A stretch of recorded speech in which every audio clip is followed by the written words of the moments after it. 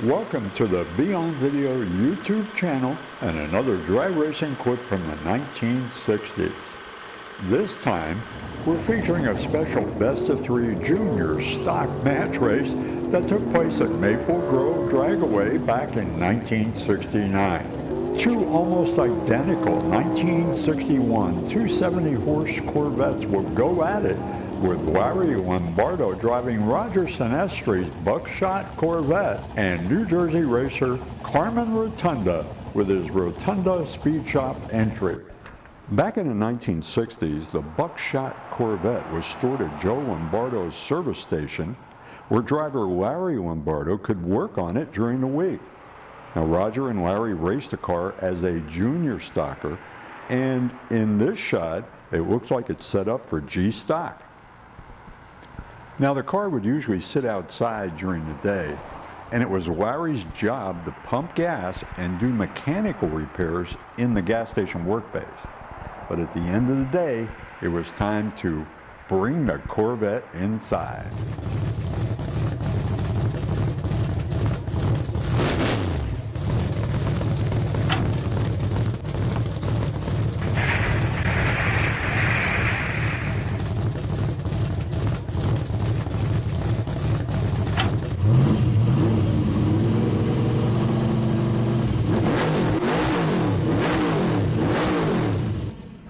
As soon as spring arrived, the team would show up at Maple Grove Dragaway with the Corvette and get back to some good old-fashioned junior stock racing.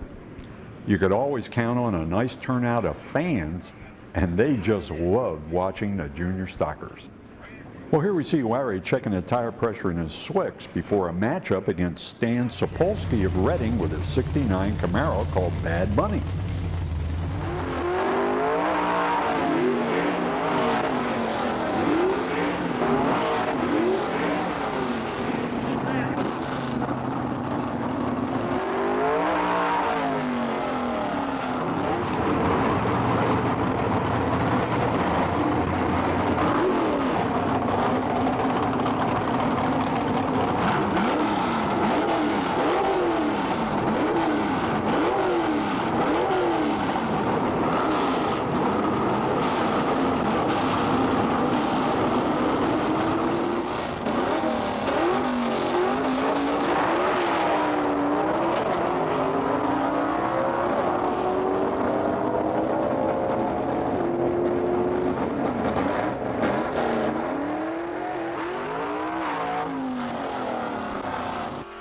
And on this run, we see Larry lining up against Bill Izykowski in his C-Stock 427 Biscayne called Paranoia.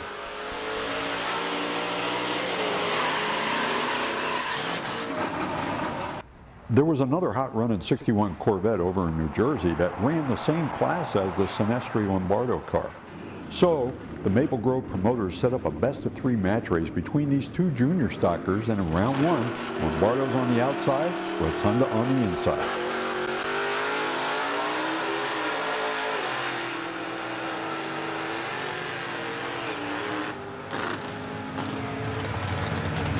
And round one will go to Lombardo.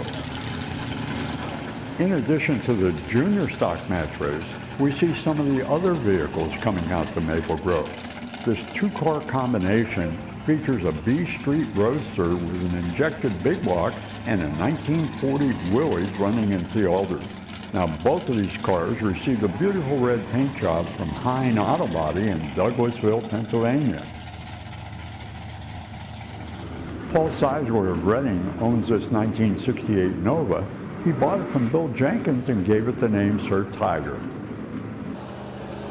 This green 55 C-modified production Chevy is owned and driven by Tony Durso of Hazleton, Pennsylvania. The Hydrophobia 57 sedan delivery is run by John Archambault of Philadelphia, and it's always tough to beat this one. Another look at Paul Seisler's Nova, and you see it's equipped with a black vinyl top. Yep, that's the way it came from the factory when Jenkins got it, and then he named it Grumpy's Toy 5. Let's travel to Englishtown, New Jersey for the running of the first annual NHRA Springnationals in June of 1968. In this clip, we will see the Grumpy's Toy 5 running with a vinyl top. let's take a look at the first round of Superstock Eliminator. The 10 class winners plus the low ET qualifiers made up the field. And as we're going to see, we can start things off with a bang here as Ronnie Sox with his class-winning Superstock B Hemi Barracuda lines up against the grumpy Chevy Nova with Ed Hedrich at the wheel. Hedrich qualified by winning the Superstock D class on Saturday. What a matchup. Mopar versus Chevy. It had the crowd on its feet. At green, both cars are off. But on the top end, Sox gets there first with a 1099, and the Grumps car goes out with an 1130. Now, let's check out Paul Seisler and his Sir Tiger Nova.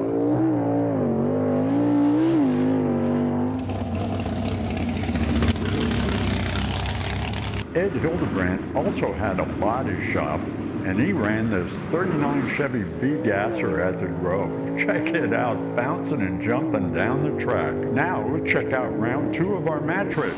Well, they switched lanes for round 2. That's Lombardo on the inside and Rotunda on the outside.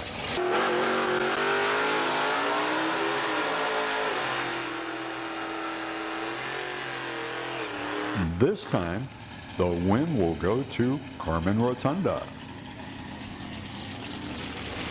Well, it looks like the staging lanes are filled up with the weekly racers who are waiting their turn to make a run down the track. Now on the outside lane is the Gilbert Speed Shop American Motors AMX, powered by the 390 cubic inch American Motors engine.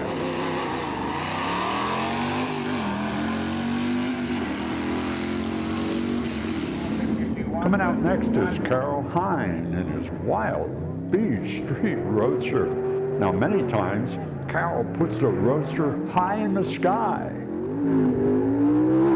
Oh, but not this time, a malfunction. Well, I'm sure Carroll and his crew will have the Roadster flying high once again. The Hine Auto Body cars are always a welcome treat at Maple Grove. And now, it's time for the third and final round of our junior stock match race. Tied at 1 round each, Lombardo is back on the outside and Rotunda on the inside. And this is it for all the marbles.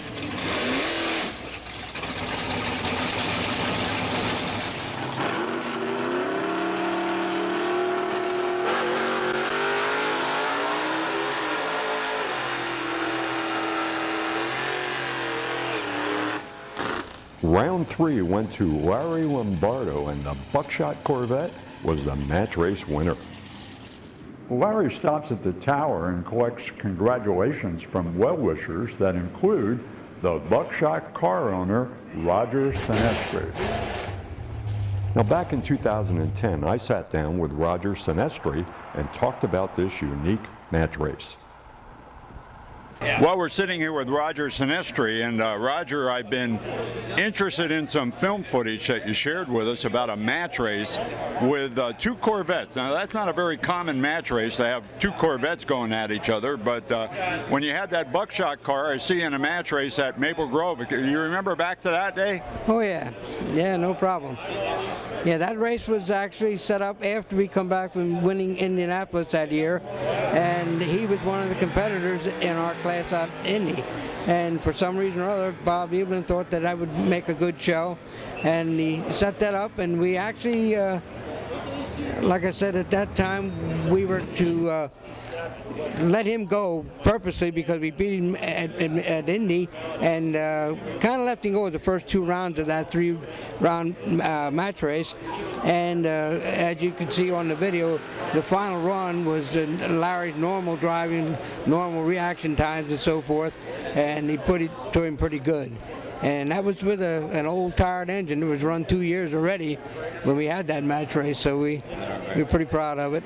And that, more or less, that was the whole gist of that story as far as that match race. It was set up by the track manager at that time, and he thought that would be, you know, interesting to the people from our local track there. Of course, you're running up against a guy that's not an easy out, I don't think. Carmen Rotunda out of New Jersey. He had a very similar Corvette that he was running, right? And what class were the cars running? At that time, the cars were both in F stock, and they were both 283 cubic engines, 270 horsepower, and like I said, he was in our same class at Indy. So. Of course, we do know that Larry Lombardo, driving your car, the Buckshot Corvette, was the winner at Indy with that car. And were you guys real confident? Is that why you were letting him go first? And how did he feel about that? Did he know you were doing a little sandbagging? I don't think he did. But we did basically the same thing in Indy, and we almost lost the race doing that at Indy. We let the guy go in the third round of class eliminations, and the guy pulled the switch on us between second and third round. Swapped the carburetor, which I don't know how he had enough time to do it, but he did it, which was definitely illegal. And Larry did the same thing. He said, I'm not going to red light. I'm going to make sure he moves first. And the guy had a lead on us till 3/4 of the way down the track, and actually till we went into fourth gear. And then it changed at that point, and we ended up winning that race with about half a fender. I also had a chance to talk with Carmen Rotunda about his Corvette and the match race with Roger Sinistri and Larry Lombardo. You get to the point where you want to go quicker. Want to go quicker, want to get out there and run like in a junior stock field. And I forget exactly how we heard about this car for sale, excuse me, in Pennsylvania, which was the Musser brothers Corvette. And went up there, called them on the phone, talked to them, and we quabbled a little bit about price. And we got them down to where we wanted, and me and my brother bought the car. And that's how we brought it back to Jersey, and that's how we started our junior stock career. We remember that car well, the Musser brothers out of Reading, Pennsylvania. Yep. And the car was red, and did very, very well.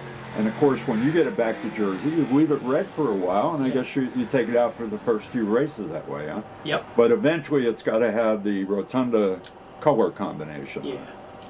Well, we started that, and how we became that color was in NASCAR, green was bad luck. So we figured, well, bad luck, that's us. So we'll try. So we painted the car green. Yeah. Two-tone green. How about that? Did a lot of people notice green? They say, wow, a green car, something totally different. Yeah, and everybody would ask the same question, why green? Yeah. Because everybody always had a black or white or some type of fancy maroon or red or whatever. Yeah. And you go through with the story, because it's bad luck.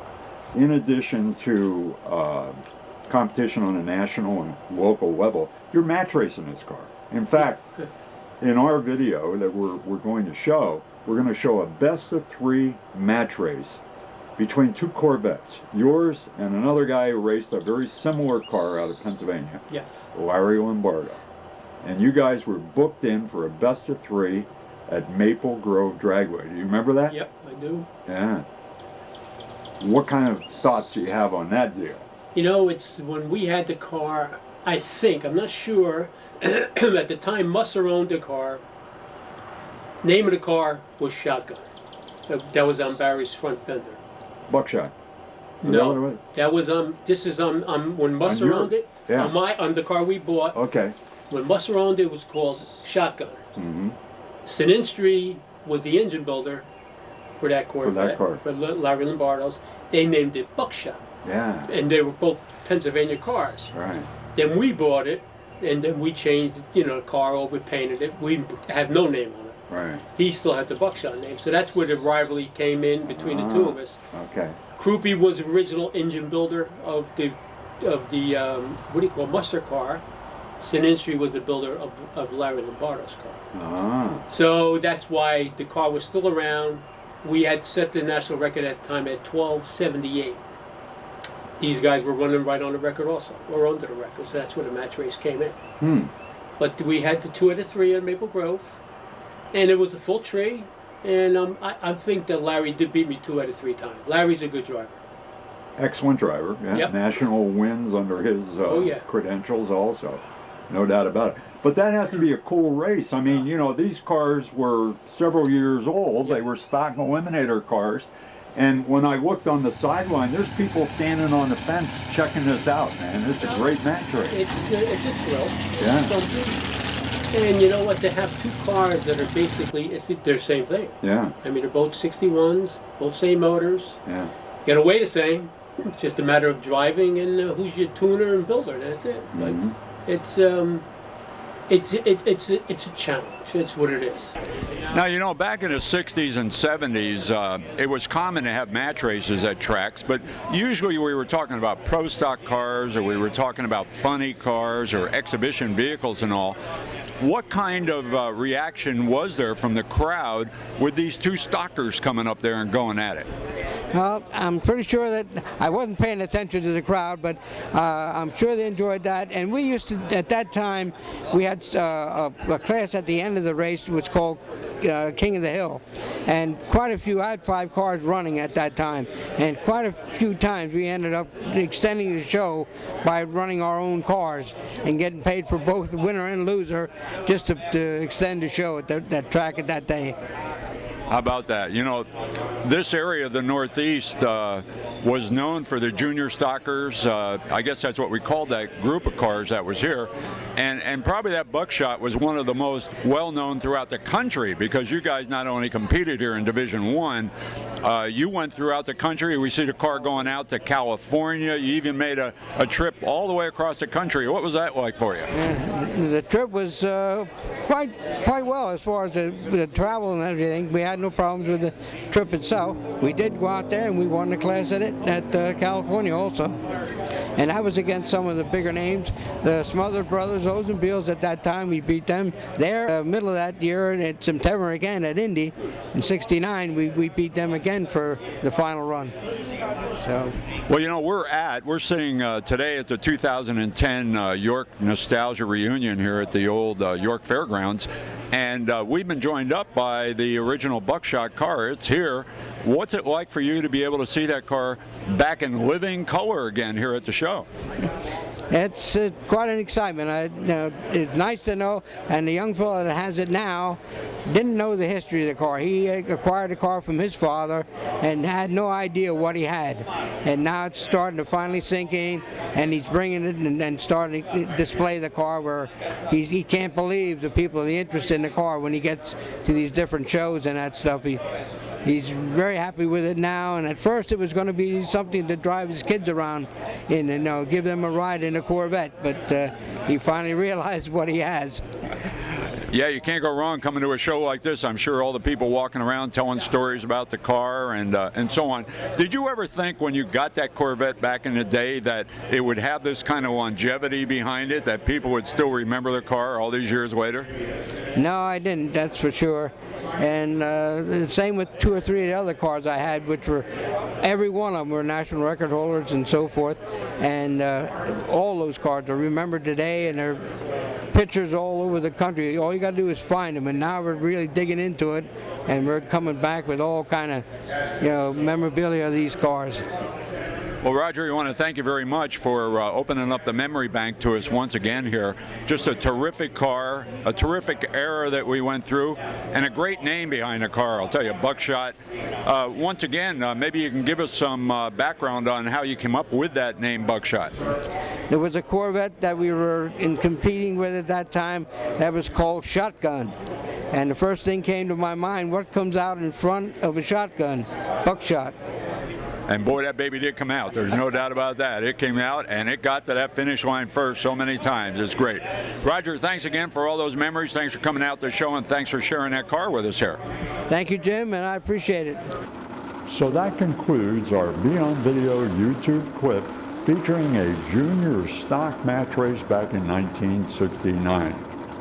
We hope you will give us a thumbs up, and also consider subscribing to the Beyond Video YouTube channel. And look for more historic drag racing clips in the future.